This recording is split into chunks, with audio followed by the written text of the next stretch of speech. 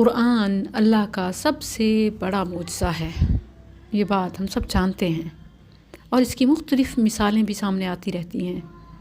جیسے جیسے مختلف researchers, scholars, even non Muslims بھی اپنے تجربات اور تحقیقات سے جو نتیجے نکال کر فارمولہ پیش کرتے ہیں وہ قرآن میں پہلے سے موجود ہوتا ہے۔ یہ بات اہل بصیرت کے لیے اسلام قبول کرنے کی وجہ بن جاتی ہے۔ آپ روزانہ مختلف اسکالرز کے ہاتھوں مختلف لوگوں کے اسلام قبول کرنے کے واقعات سنتی رہتی ہیں۔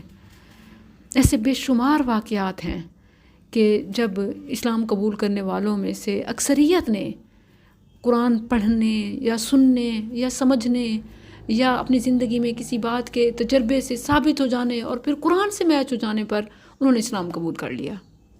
ایسے ہی ایک واقعہ ڈاکٹر حمید اللہ جو مشہور محقق اور مصنف ہیں، بہت ساری ان کی تصانیف ہیں، ایک جگہ وہ لکھتے ہیں کہ میرے پاس روزانہ کچھ نہ کچھ لوگ مسلمان ہونے کے لیے آتے، اسلام قبول کرتے، تو جب بھی کوئی اسلام قبول کرنے کے لیے آتا میں انہیں اسلام کا تعارف کراتا، اپنی مختلف کتب دیتا اور ان سے اسلام قبول کرنے کی وجہ بھی ضرور پوچھتا۔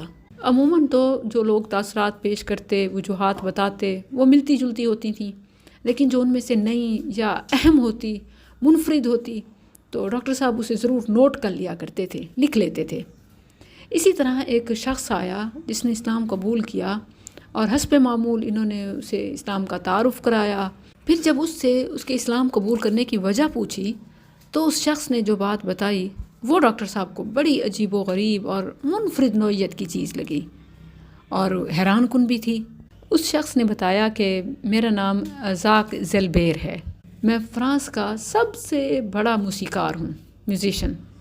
میرے بنائے اور میرے گائے ہوئے گانے فرانسیسی زبان بولنے والی دنیا میں بہت مقبول ہیں۔ آج سے چند روز قبل مجھے ایک عرب سفیر کے ہاں کھانے کی دعوت میں جانے کا موقع ملا۔ جب میں وہاں پہنچا تو وہاں سب لوگ جمع ہو چکے تھے اور نہایت خاموشی سے ایک خاص انداز کی موسیقی سن رہے تھے۔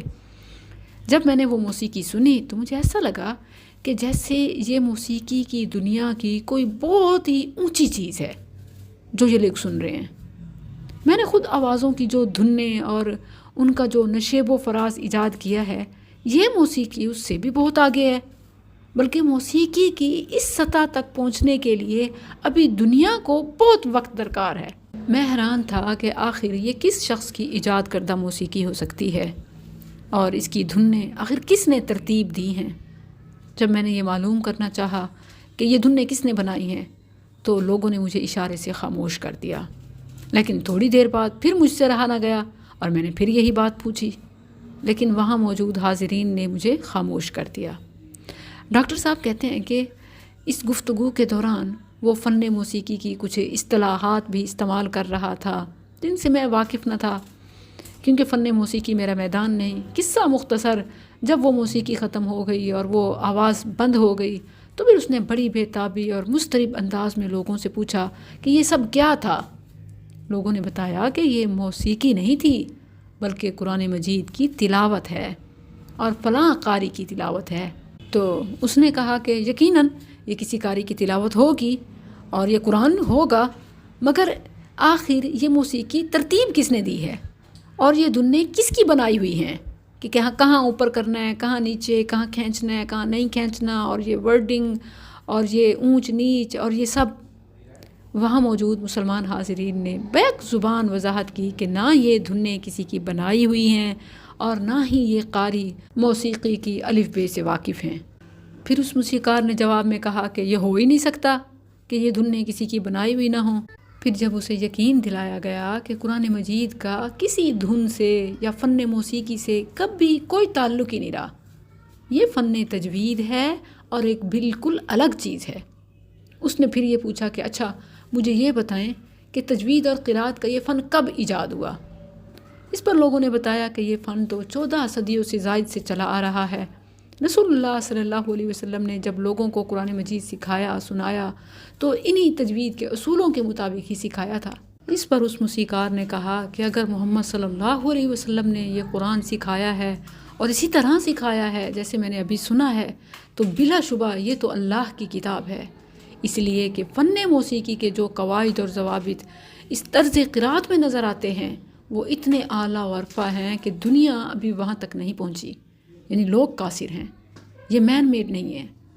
پھر اس نے کہا کہ میں نے اس کے بعد بھی اور بھی مختلف قراء کی تلاوتیں سنی، مسجد میں جا کر مختلف لوگوں سے پڑھوا کر مجھے اور یقین ہو گیا کہ یہ اللہ کی کتاب ہے، اور اگر یہ اللہ کی کتاب ہے تو اس کے لانے والا یقیناً اللہ کا رسول ہے۔ یعنی قرآن کریم کی حقانیت، اللہ کی وحدانیت اور رسول اللہ صلی اللہ علیہ وسلم کی رسالت کی دلیل ہے۔ یہ قرآن کا کتنا بڑا معجزہ ہے۔ دنیا تحقیقات کے بعد، تجربات کے بعد، اور وہ بھی اگر صحیح نتیجے تک پہنچے، سچ بولنے کی توفیق ملے، اس نتیجے پہ پہنچتی ہے جسے قرآن صدیوں پہلے، جب نہ سائنس کا، ٹیکنالوجی کا، تجربات کا، تحقیقات کا کوئی شعور نہیں تھا، اس وقت اس کتاب نے بتا دیا۔ پھر انصاف تو یہ ہے کہ بجائے اس کے کہ اپنی تحقیقات اور تجربات اور خواہشات کے مطابق جو دل چاہے، جو سچ لگے اس کتاب سے وہ لے لیں اور باقی چھوڑ دیں، یہ منافقت نہ کریں، بلکہ پھر اس کتاب کی ہر بات کو سچ مانیں اور اسی کے مطابق زندگی گزاریں۔